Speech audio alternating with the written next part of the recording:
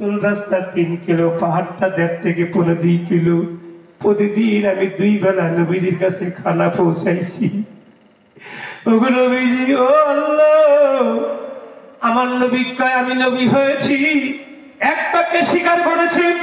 নবী আমার ডাকতে বলে, খাদিজা রে, ইসলামের জন্য সম্পদ লাগবে, মাল লাগবে।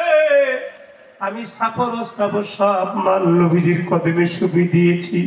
আমার নবী সব বাইতুল মালে জমা করে দিয়েছে। আমি নবীজির বাসায় এসে দেখি নবীজির এমন রাজপ্রসাদ, খাজুরের মাদুর বিছানো, খাজুরের ডালের বেড়া, খাজুরের ডালের ছাউনি। রাতে নবীজি লইয়া ওই ঘরের মধ্যে শুয়ে থেকেছি। আকাশের তারকাগুলো, নক্ষত্রগুলো পরিষ্কার ঝকঝকে দেখা যায়। রোদ বৃষ্টির থেকে নবীজির ঘরটা নিরাপদ ছিল না আল্লাহ, কিন্তু নবীজির ওই ঘরের ভিতরে শান্তির অভাব ছিল না। সম্পদ দিলাম, জীবন দিলাম, জৈবন দিলাম, নবীজির খেদমত করলাম, নবীজির ভালোবাসা দিলাম। আল্লাহ গো, আমি তোমার কাছে বিনিময় কিচ্ছু চাই নাই। আমি খাদিজা তোমার কাছে জীবনে কোনো কিছু বিনিময় আবদার করি নাই। আল্লাহ, একটা জিনিস তোমার কাছে আবদার করব, আল্লাহ তুমি আমার এই অনাথ ফেরত দিবা না।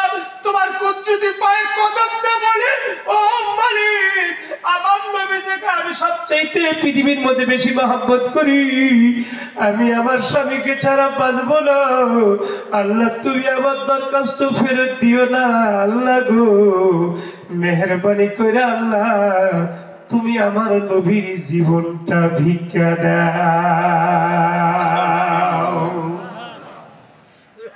খাদিজার দোয়া শুনে নবীজি কয়, খাদিজা তুমি এটা কি অদ্ভুত দোয়া করলা?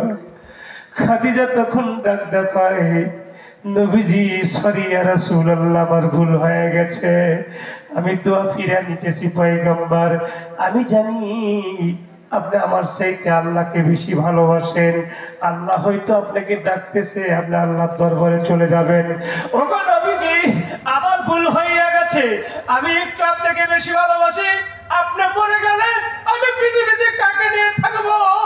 ও পয়গম্বর, আপনি ছাড়া আমার জীবন চলবে না। আপনি আমার জান, আপনি আমার প্রাণ।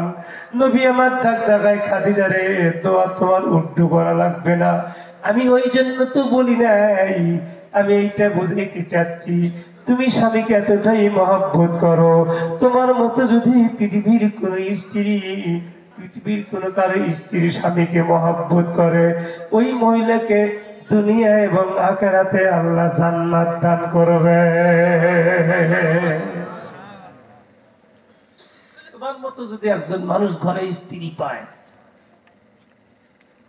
الدنيا كل متاع وخير المتاع الدنيا المرأة الصالحة। দুনিয়ার সবকিছু হলো নিয়ামত, তার মধ্যে সবচাইতে উত্তম নিয়ামত হলো ঘরে নেককার বিবি। আপনার স্ত্রী যদি দিনদার আর নেককার না হয়, আপনার খায়, আপনার পারে, আপনার সম্পদ দখল করে, আপনাকে ব্যবহার করে, তারপরও কত দুশ্চরিত্র মহিলা অন্য বন্ধুর সাথে পরকিয়া করে, মোবাইলে ভিন্ন পুরুষের সাথে কথা বলে, এর চাইতে মুসিবত আর বিপদ পৃথিবীর কিছু হতে পারে না। ঠিক বললাম না? ঠিক বললাম? এরকম ঘটনা আছে না নাই? বাংলাদেশের ভিতরে রহ রহ হাজার হাজার হচ্ছে। ওই মা বোনদেরকে দৃষ্টি আকর্ষণ করে বলছি, মেহেরবানি করে শুনুন। আপনি সর্বপ্রথম যেই স্বামীটা আল্লাহ পাক বরাদ্দ করেছে, আপনি কি করে ভাবলেন এই স্বামীর কপালে ধান দুবলা লাথি দিয়ে অন্য বন্ধুর সাথে আপনি সুখে সংসার করবেন? কি করে ভাবলেন আপনার যদি বিয়ার পূর্বেই যদি আল্লাহ কোটিপতি লক্ষপতি ভালো স্বামী যদি আল্লাহ তকদিরে আপনার লেখে না রাখে, আপনি কি করে ভাবলেন একজনের সংসার 10 বছর 5 বছর 2 সন্তানের জননী হয়ে কি করে অন্য সন্তান আপনি সুখ তালাশ করতেছেন? জিন্দেগি তো কষ্টের কেন আপনার জীবনে সুখ হবে না। ঠিক বললাম না বেটি? অর্থ সম্পদ দিয়ে সুখ পাওয়া যায় না। সারাদিন অন্তর কথা বলা